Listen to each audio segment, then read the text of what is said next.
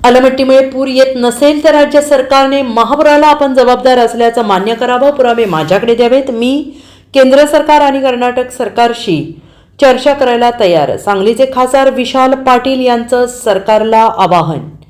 अलमट्टीमुळे पूर येत नसेल तर राज्य सरकारने महापुराला आपण जबाबदार असल्याचं मान्य करावं आणि त्याबाबत उपाययोजना कराव्यात असे आवाहन सांगलीचे खासदार विशाल पाटील यांनी केलं आहे. अलमट्टीबाबत राज्य सरकार किंवा तत्सम कोणत्याही विभागाकडून तक्रार किंवा उंचीबाबत आक्षेप नोंदवले नाहीत. त्यामुळे अलमट्टीमुळे महापूर येतो असं राज्य सरकारचं मत नसावं अशी टिप्पणीही खासदार विशाल पाटील यांनी केली आहे.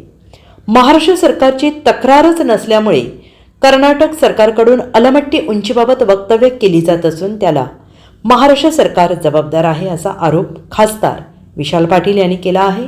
अलमट्टीमुळेच महापूर येत असेल असं जर राज्य सरकारचं मत आहे तर याबाबतचे पुरावे माझ्याकडे द्यावेत. मी केंद्र सरकार आणि कर्नाटक सरकारशी चर्चा करायला तयार आहे असं मत विशाल पाटील यांनी सांगलीत पत्रकारांशी बोलताना व्यक्त केलं आहे. हे पहा, अलमट्टी धरणाच्या उंचीबद्दल लोकांच्या मनात शंका आहे की त्याची उंची वाढल्यास सांगली, कोल्हापूर आणि सातारा या तिन्ही जिल्ह्याच्या नदीकाठच्या शहरांना आणि गावांना पुराचा धोका वाढेल. ही भावना आहे. त्यात समिती नेमली गेली राज्य शासनाकडनं. त्या राज्य शासनाने नेमलेल्या समितीकडनं जो रिपोर्ट यायला हवा होता तसा रिपोर्ट आलेला नाही. जो आलेला रिपोर्ट आहे त्या रिपोर्टचं म्हणणं स्पष्टपणे असं नाही की अलमट्टी धरणाची उंची ह्याला जबाबदार असेल किंवा धरणाची सध्याचं पाणी साठायला जबाबदार असेल.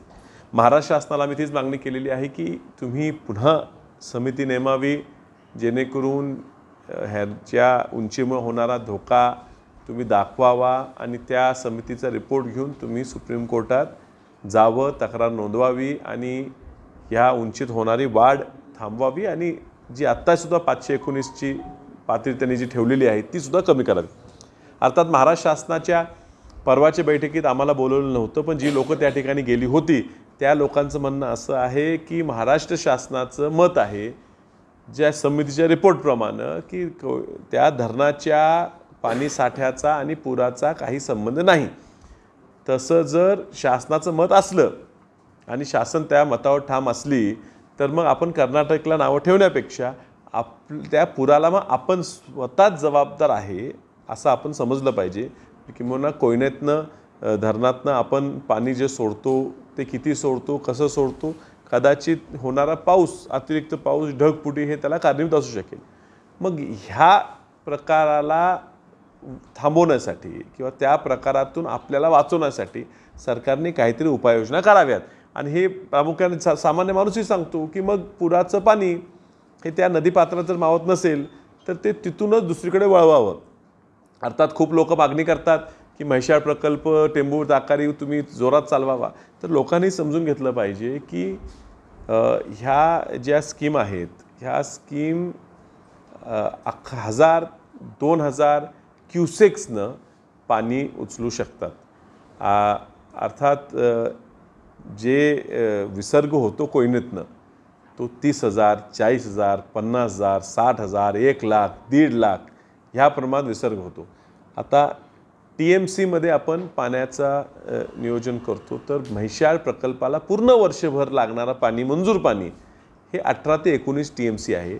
टेंभू प्रकल्पाला वर्षभर लागणारं पाणी हे 20 ते 21 TMC आहे. 11,000 क्युसेक्सनं जर आपण पाणी सोडलं तर एका दिवसात 1 TMC पाणी वाहून जाते. फक्त 11,000 जेव्हा 1,00,000ने एक विसर्ग असेल तर रोज 10 TMC पाणी नदीतून कर्नाटकात वाहून चाललेलं आहे. जे वर्षभरात किंवा 6 महिन्यात पाणी उचलायचं आहे ते एका दिवसात खाली वाहून चालले. त्यामुळे ह्या प्रकल्पातनं एवढं पाणी उचलणं शक्य नाही. म्हणजे 1-1 लाखांनी हे होत असताना ह्यांचा 1100 म्हणजे 1%सुद्धा ह्या स्कीमा पाणी उचलून दुसरीकडे काढू शकत नाहीत. ह्याला पर्यायी व्यवस्था करावी लागेल. कुठल्याही पाईपलाईनमधनं हे पाणी तिथं नेणं शक्य नाही. ह्यासाठी एखाद्या मोठ्या बोगद्यामार्फत हे पाणी दुष्काळी भागाकडे नेलं पाहिजे.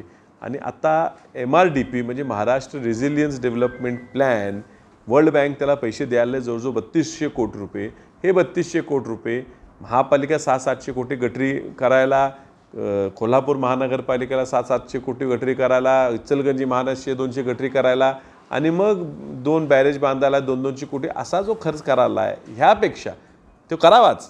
ह्याच्यापेक्षा कोयनेपासून एक थेट बोगदा करून, म्हणजे अंडरग्राऊंड बोगदा करून, ह्या बोगद्यातनं मोठ्या प्रमाणात म्हणजे रोज 20-30 हजार क्युसेक पाणी हे जर मानखोऱ्यात म्हणजे आटपाडी, जत, त्या भागात, खानापूर ह्या भागात जर नेण्यात आलं तर पूर आपल्या विसर्गामुळे होत असेल तर तो तिथं आपण थांबवू शकू. आता त्यासाठी शासनाने ठरवलं पाहिजे की पुराला महाराष्ट्र राज्य स्वतः शासन कारणीभूत आहे का कर्नाटक शासन आहे. कारण त्यांचे राजकीय भाषणं वेगळी असतात आणि शासकीय म्हणणं वेगळं असते. तर शासनात पूर्वी काँग्रेस राष्ट्रवादी होती, आता भाजप शिवसेना राष्ट्रवादी आहे, प्रत्येकजण सत्तेत वेगळं वेगळं आहे. तर त्यांनी एकदा स्पष्ट सांगावं की त्यांचं म्हणणं काय आहे, त्यांची धारणा आहे का नाही, आणि नसेल ते जबाबदार नसतील अलमट्टी तर ह्यांनी पर्याय व्यवस्था का देत नाहीत. प्रत्येक राजकारण आरोप प्रत्यारोप केले जातात. मात्र नदीपात्रातले अतिक्रमण असतील किंवा अनेक वेगवेगळी कारणं आहेत, तर प्रत्येक ठिकाणी कारणं दिली जातात. एक अलमट्टीला जास्त पाऊस पडला. अर्थात मी तेच सांगितलं, ज्यावेळी IRIचा रिपोर्ट येईल, वडनेरा समितीचा रिपोर्ट तपासणी केलं जाईल, तर ह्याला जबाबदार जर आपणच असू तर त्याच्यावर काय तोडगा काढला.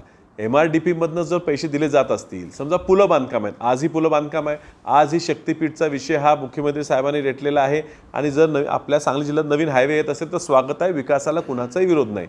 पण हा नवीन शक्तीपीठाचा हायवे होत असताना तो पूरबाधित क्षेत्रात जो आणतायत त्या हायवेमुळे, आणि तो उंच हायवे करणार आहे, त्या हायवेमुळे पुन्हा पुराला धोका होईल का ह्याचा कुठला अभ्यास केलेला आहे का, वडनेरे समितीशी तो लिंक केलेला आहे का, याची काहीच कल्पना शासन देत नाही. त्यामुळे ती शासनाने द्यावी, त्याचा जरा अभ्यास करावा. माझं फक्त एवढंच म्हणणं होतं की फक्त कर्नाटकला हे सरकार नावं ठेवत होतं, मात्र प्रत्यक्षात ह्या सरकारने कुठेही साधी तक्रारसुद्धा नोंदवली नाही.